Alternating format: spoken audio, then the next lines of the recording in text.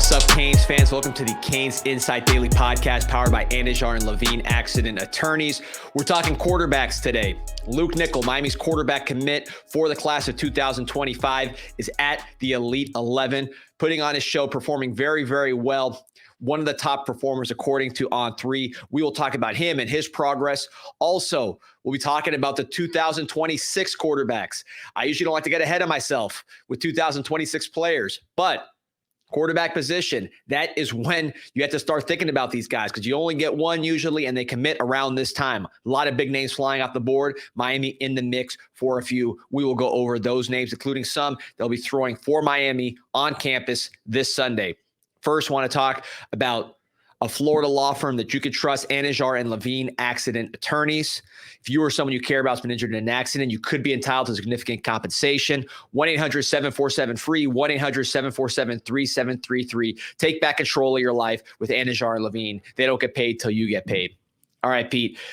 This is going to be a very quarterback-centric episode with good reason. Luke Nickel at the Elite 11 right now performing. I want to update everybody on his progress, then talk about the next crop. It's so interesting, high school quarterback recruiting, because you're not really stacking talent in one class. Most of the time, you're trying to identify the one guy and then get the right guy.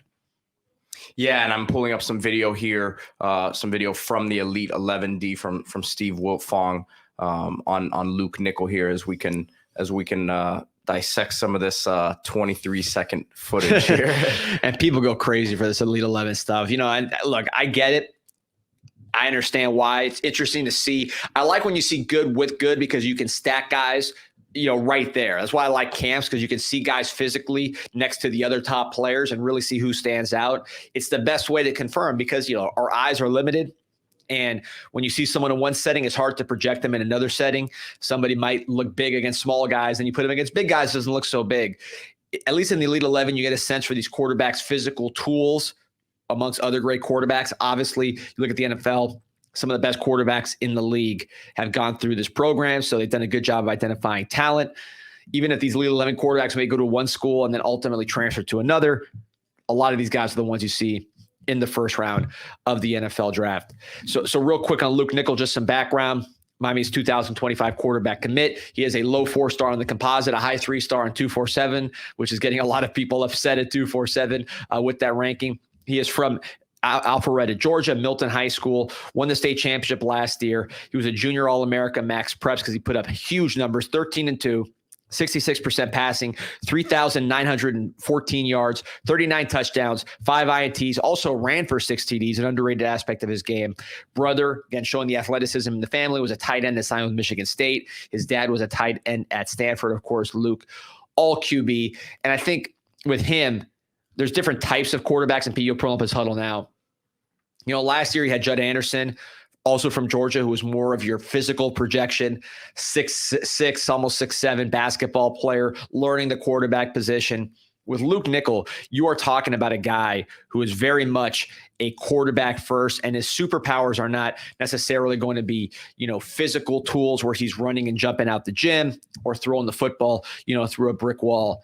His superpower is his ability to process, make quick decisions, and deliver the ball on time, not unlike the quarterbacks that Miami was used to having when Cristobal was watching and playing for the Canes in the 80s and 90s. That's really, I think, where Luke Nickel shines, as we see here on this huddle.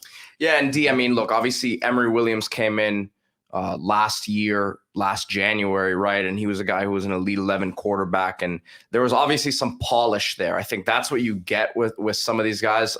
Obviously, some of them are athletic projections, but for the most part, you're getting someone who you expect in a pinch situation, right? You don't know if he has the ability to come in and be a starter right away. Obviously, a lot to happen in the next year at that quarterback position for Miami, but I think you're getting a guy just like with Emory Williams last year. And look, Emory, the book is still out on him, and how great can he be? What's the ceiling there? But came in against Florida State, obviously came in against Clemson and helped Miami win that game. And I think you're getting something similar with Luke Nickel, where the polish is pretty impressive. Obviously, these clips are from his junior year. And then again, in the clips that we saw at the Elite 11, which is the most recent stuff we have, he looks stout, D. Obviously, he's not a 6'3", 6'4" quarterback, but he's not a tiny guy either. Like he's way bigger than a Reese Poffenbarger, for example. Yeah, and I think if you're comparing to Emory, I would say Luke's more productive than Emory in terms of his he really was tearing it up in Georgia. Emory didn't have the best team. Luke won state championship and was a key part of that. You see all these throws. I mean, these are touchdown after touchdown after touchdown, guys in his face, great competition he's going against, great competition, or great players he's throwing it to. So this is high level, what you're seeing from Luke Nickel. You see, again, the processing. He's looking left, comes right, delivers the ball on time in between three defenders. So the processing, I think, is really what separates him. Compared to Emory, Emory had probably above average size. Luke Nickel more average size, 6'1", 6'2", 200. But you see he can run. I think he can run a little more than Emory. I think in general, he's just a more loose and fluid thrower. Emory is very mechanical.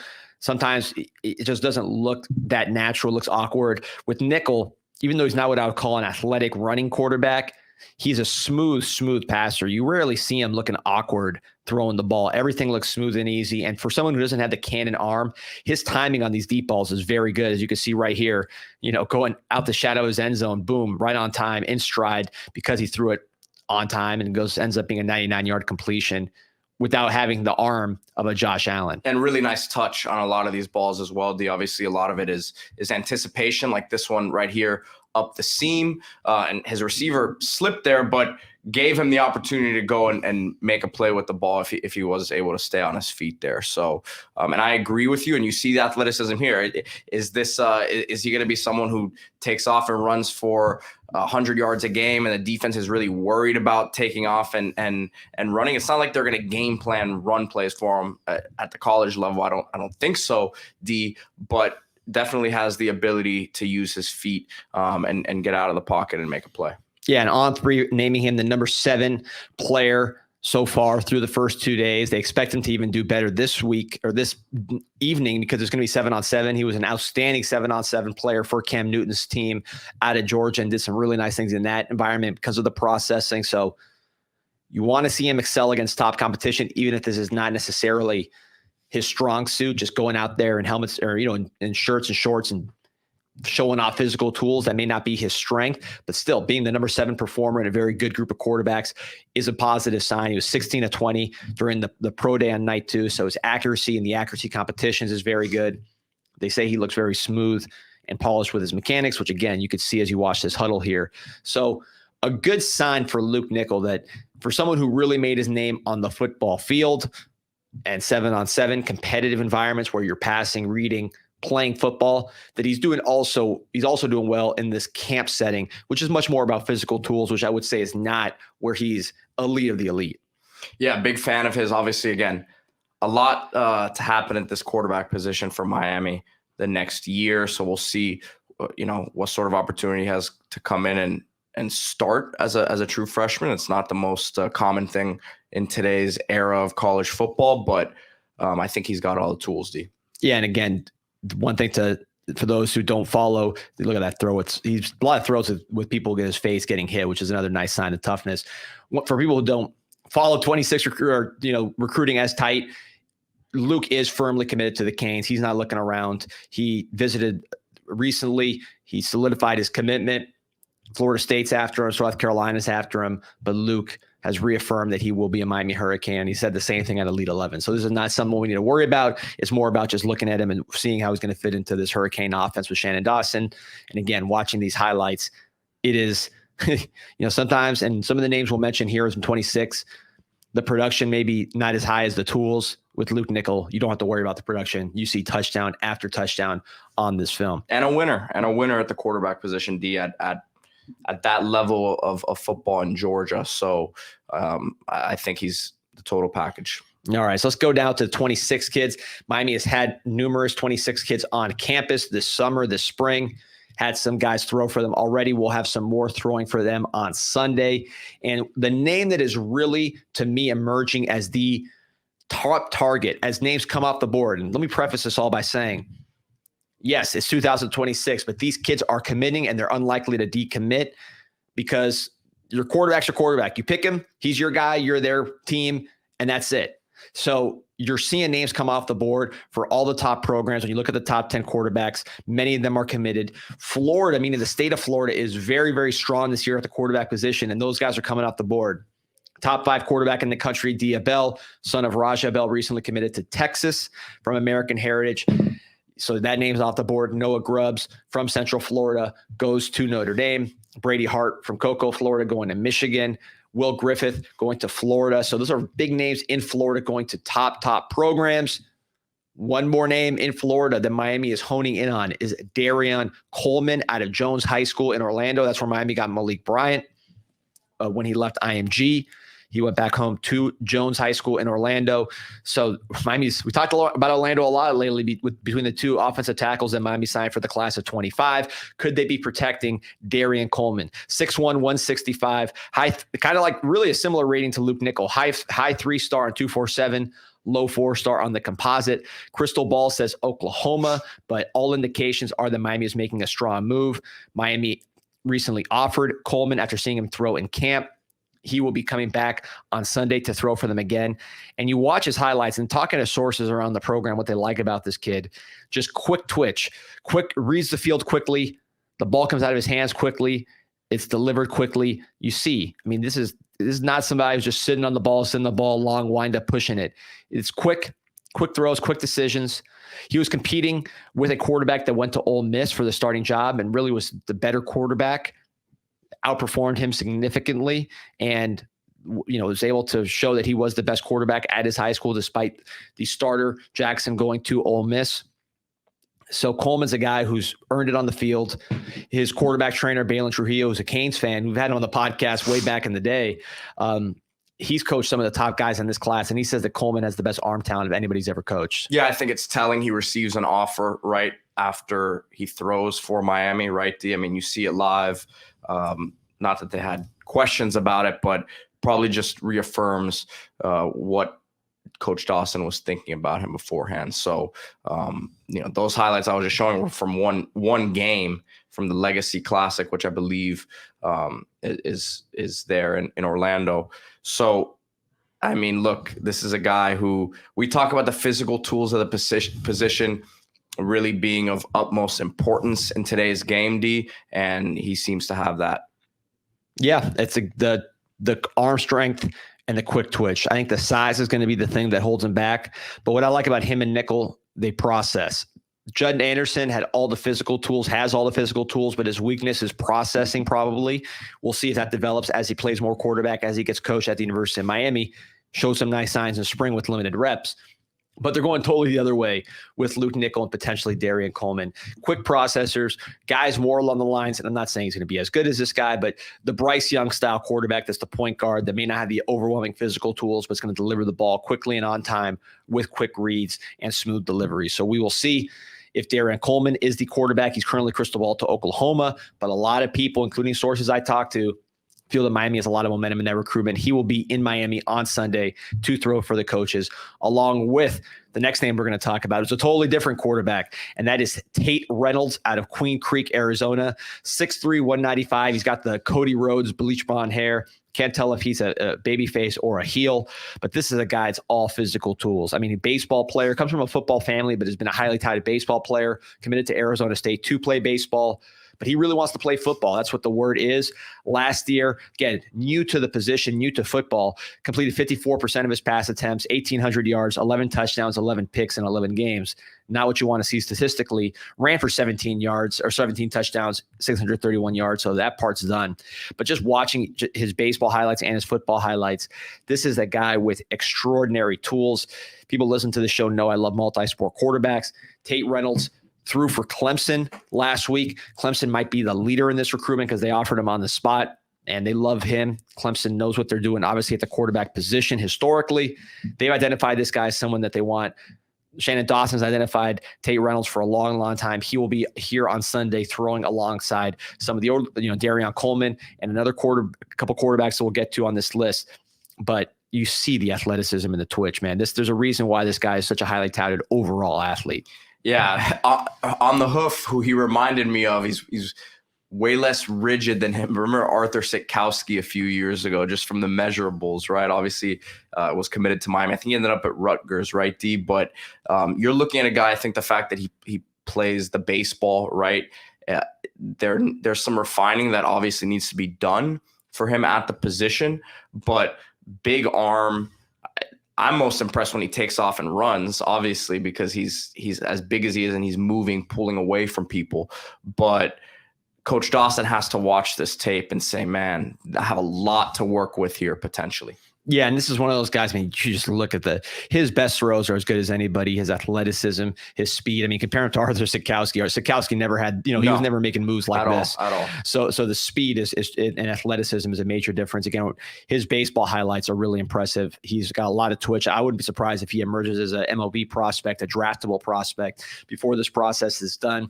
I know JDRTA and staff would love to get their hands on this player because of the tools and the projectability. He's the kind of guy you get a commitment from, and you just pray that junior film looks good, because if he goes out there and is putting up huge numbers and really the game slows down for him, now you think you might have the best quarterback in the nation. If he puts up another mediocre stat year, now you say, okay, do we have a guy that's more of an athlete than a quarterback, more of a project than a guy we can trust? So a lot riding on his junior year, but it's one of those guys you always want to get in on early, because if they blow up and they're getting every offer in the nation, this guy's already getting Clemson in schools like that. So you're not that early on him, but the future could be much, much brighter than what you're seeing right now with Tate Reynolds and what you'll see on Sunday when he throws for the staff.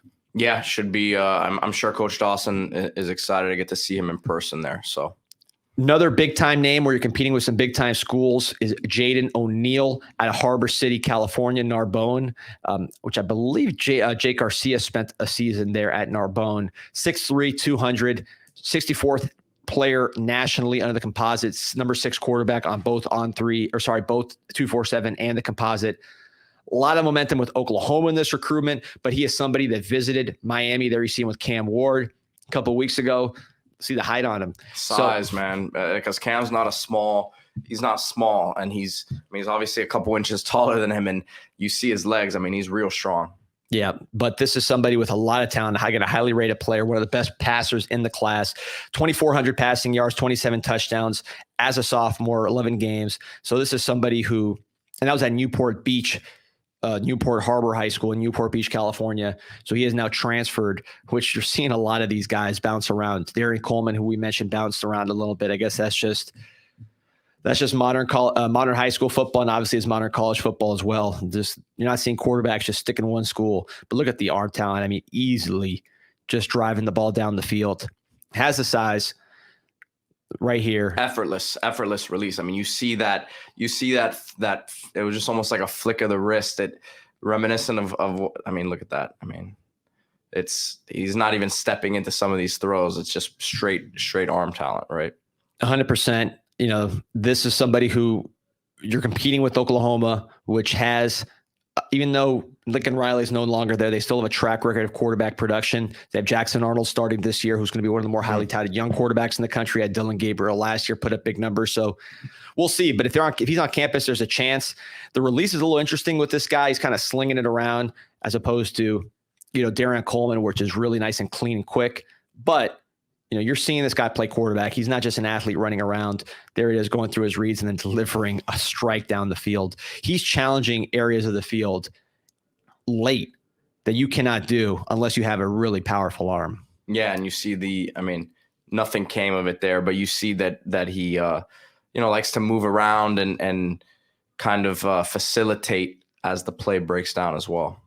Yeah, so this is someone I spoke to a Miami source yesterday. Miami really likes this guy, has a sky-high grade on him, and they will be competing for him. Obviously, Oklahoma is the favorite, but Miami is not just conceding him to Oklahoma. They're going to take their shot at Jaden ONeal. If he's visiting, coming all the way across the country, there's a chance with this player.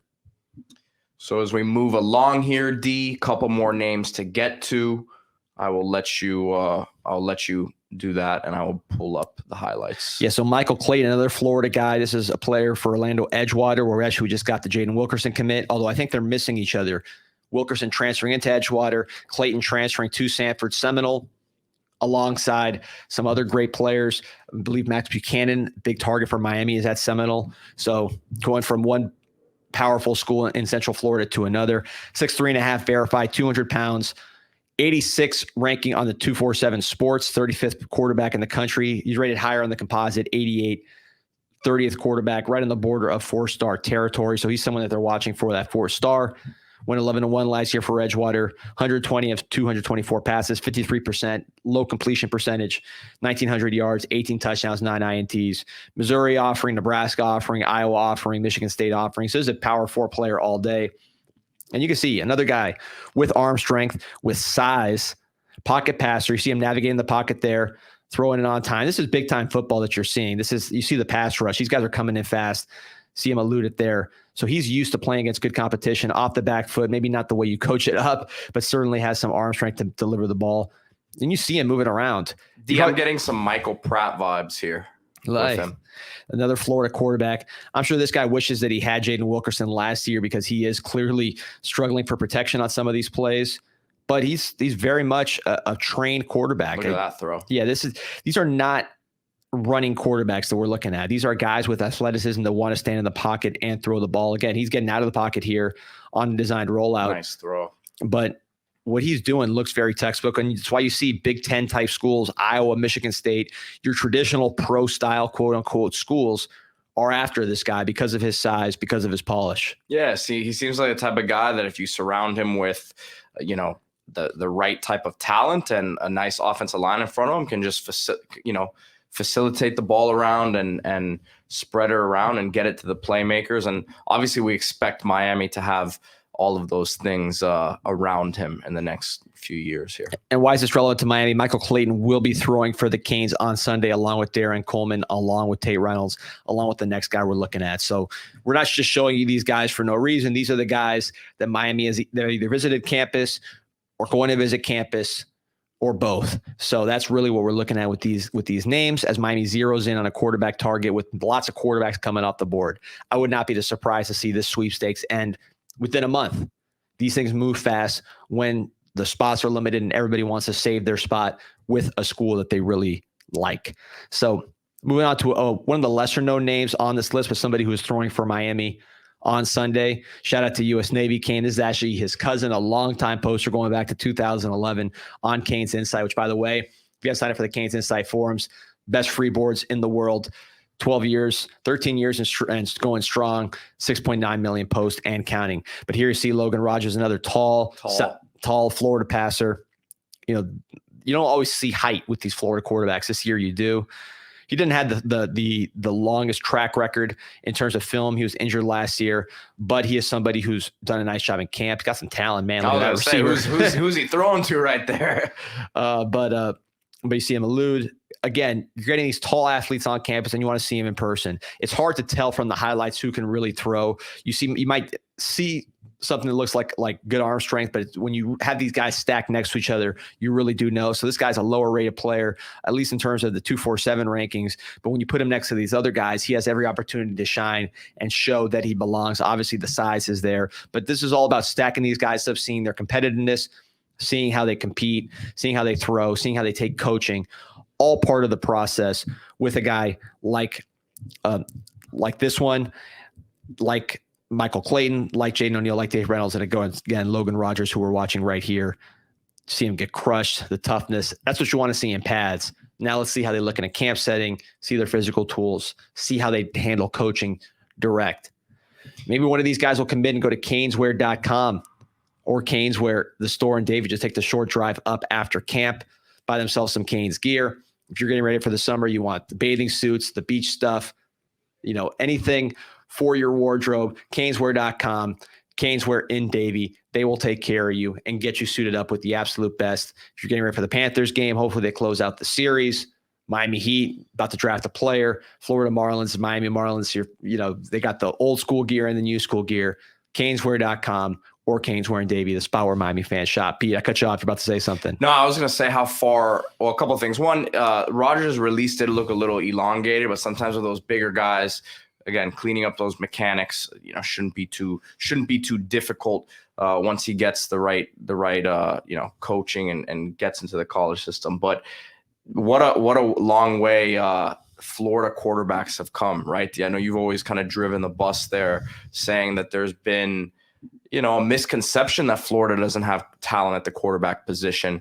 And not all these guys that we just talked about are from the state, but definitely seems like the position's come a long way here. And look, you saw Michael Penix last year throwing all over the yard in the playoffs. Jordan Travis, I believe, was the first name out of the Heisman invitations.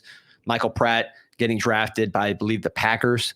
So, you're seeing guys that are from Florida make it to the NFL. Of course, Lamar Jackson was the NFL MVP from South Florida. There are a lot of South Florida and Florida quarterbacks in the NFL. It's not quite Texas. It's not quite California, but it's right there behind those groups. And a lot of these guys are not the 4 stars. This year they are, but a lot of times they're not the 4 stars coming out. They're guys that develop in college. Again, Pratt. Does Tutu Atwell count? Yeah, we can count it. Well, yeah, he was definitely a great quarterback at the high school level. But I mean, you're talking about Pratt, Lamar Jackson, Jordan Travis, 3-star players. Listen, Jacoby Brissett is still making a lot of money in the NFL. No question about it. Mike White, backup quarterback for the Dolphins. I'm just about South Florida guys. In terms of Florida guys, there are more names that I am not mentioning, but Penix is a big one. Mac Jones won a national championship for Alabama recently. So you're seeing these Florida quarterbacks deliver and perform. And I think Miami is looking at several this year. Of course, Jaden ONeal from California, they would have no problem taking him. They've gotten Georgia quarterbacks the last 2 years. They're not limited to Florida. But it's interesting to see the trend of teams like Michigan, teams like Texas, both college football playoff teams, Florida, possibly Miami, Notre Dame, getting their 26 quarterbacks in Florida. And hopefully it's a trend, because more local quarterbacks, the better for the Miami Hurricanes. Most definitely. And again, remember to like this video, subscribe to the channel. We come at you every day with Canes Insight Daily, and we're not stopping. We've been on this train now for a few months deep, putting out shows every single day. Obviously, expect a lot of movement here in the recruiting front the next couple weeks. So we'll have you guys covered here on Canes Insight. Yeah, and look, we got the Jaden Wilkerson commit video from yesterday and Demetrius Campbell, both tackles from Orlando committed. We got those videos up on YouTube. Have the Ron Frazier book interview. This was an amazing interview. David Brower, who wrote a book on Ron Frazier, the Wizard of College Baseball, really a must listen to for Canes baseball fans. That's on YouTube. I recommend you check it out. And also, I'll be having a call for Canes Connection members on Zoom today. Sign up for Canes Connection, promo code CIS. You get 20% off your first month and access to these private Zooms. I will give you all the non-public, fresh off the boat information on Hurricanes recruiting, exclusively for Canes Connection members. So sign up today, promo code CIS, and I will talk to you on Thursday, and we'll record it for those who can't make it. Go Canes. Go Canes.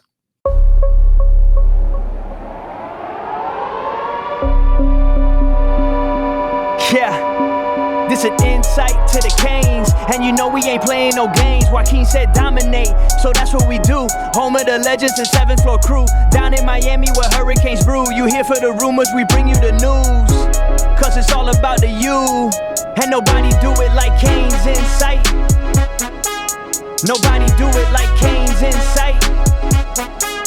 Nobody do it like CanesInSight. Nobody do it like CanesInSight.